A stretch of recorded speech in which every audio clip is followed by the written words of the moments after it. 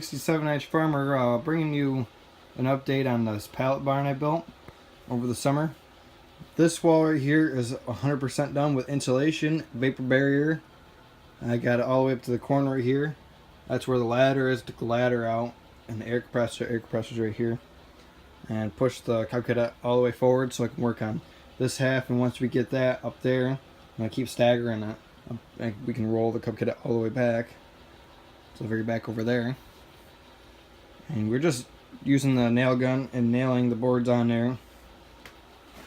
These are just the bottom, these are just pallet boards. There's nothing special about them. For right here, there's no stud on this part right here to nail into. So I just took one of the stringers and put on its side. So we got something to nail to. I don't know how he nailed that. I don't know, Hunter's talented. I don't know how he did that.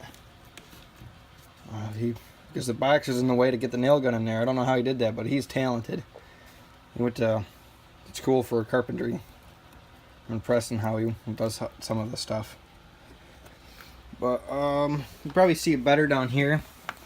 I started out just doing one full board all the way down, and then I took another board and I cut that at 32 inches because the boards are 48 inches long. So that's 2/3, and then the scrap piece is 1/3 of that board, and that's how I stagger it. So I got 1, 2/3, 1/3, 1, 2/3, a third, a full one. So I used big boards from the bottom up to right here, and then these are little boards, and we're going to alternate back to some big boards too. Switch back and forth. I like this width of them. These are really skinny, and then the ones down here are the wider ones. Probably can't see it on the video, but I can tell. All the darker boards, they're the bottom stringers. That's why they're so dirty and stuff. They're sitting on the ground. So this here is completely done, and I got 2 more done in the back corner there. And over here I got that all done except for a little section from here down. It's probably like 4 inches wide, 3-4 inches wide. I got to fill in. That's what that insulation right there is for. I found that the duct tape right there is really not necessary once you put the vapor barrier up. It helps just hold the insulation in, but what's really holding the insulation in is this, because you can see that the insulation bulges out from the board wall. So you have to actually push the insulation up against the wall to actually get the board to sit on there flush when you nail it. It's pretty comfortable in here. I'm just working on a t-shirt, and Hunter's on lunch. Saying because we're co-workers at a local hardware store, but he's getting dinner right now. I just ate my dinner. He's gonna come back with a table saw or something. He said he had some special saw he's going to use. I don't know if I hear him or not, but yeah. So once I get this done, I could actually put my shelving up here. I put shelving all across the whole top, just at my height, so I can walk under there, maybe duck a little bit, whatever my height is, duck a little bit, and then I can move all of them shelves on this side, probably put it in this corner right here, and then put all that stuff, and then once that's done, I can move all the stuff that's on that shelf and switch it to that side behind me, and then I can finish up that insulation up till where the chains hang. Then I gotta do something with the toolbox, the refrigerator, microwave, all that junk. Gotta do something about that. It's a mess in here, that's for sure. I'm working on a mess. It's normally not this messy, but since we got to tear half the barn apart, the organization here is a little bit on the lighter side, I guess you could say. But while we got all this, I might as well just put insulation in there too. I was going to fill that with home foam, but I'm starting to lean more towards just using the standard R13 bats of fiberglass insulation. The faced, just like I've been using on everything else. It's probably like 18-inch, 20-inch there.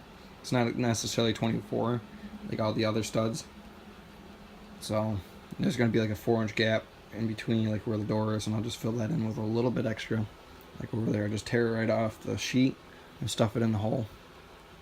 And same, that's what I did up there. You probably can't see. Over there you can see the cross brace going there. I had to stuff insulation behind it and around it because I couldn't fit a whole bat up against it. And that's what I'll do behind the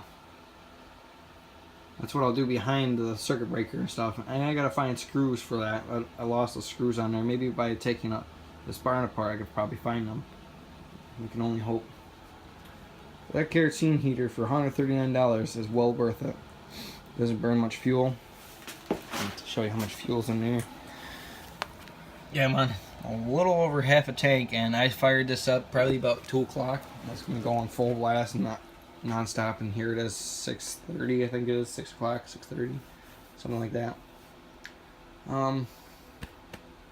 Upstairs is done. The insulation on the rafters, got the back wall done.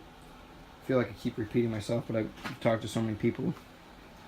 So upstairs insulation is done. I got to do the front wall, the back walls, and like the wall going up here where the arch is.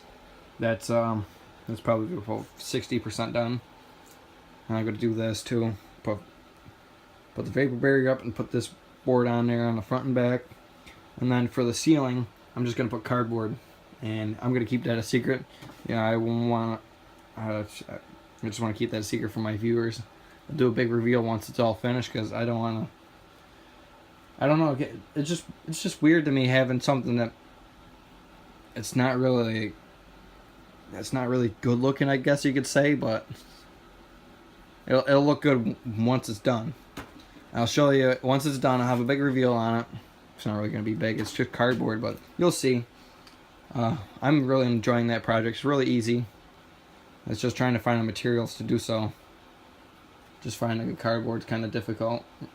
You get it from a hardware store, but I'm kind of picky on what kind of cardboard I use and what condition it's in.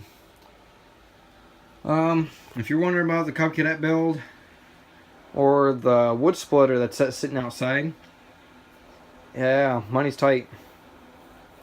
That's gonna be, just to get that running, it's probably gonna be, say rough estimate, probably probably $75 to get it running again.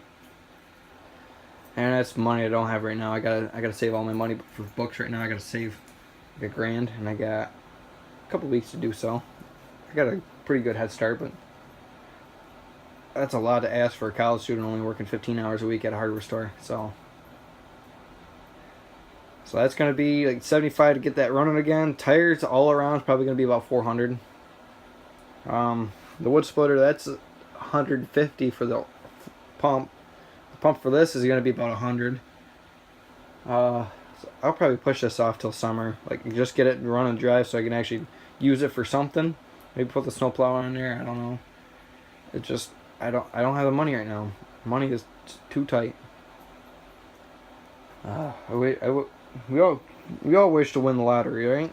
I don't even play the lottery. My chances are higher getting hit by an asteroid than winning the lottery. Get struck by lightning twice before I win the lotto. But thanks for watching. Please like and subscribe, and stay tuned for more.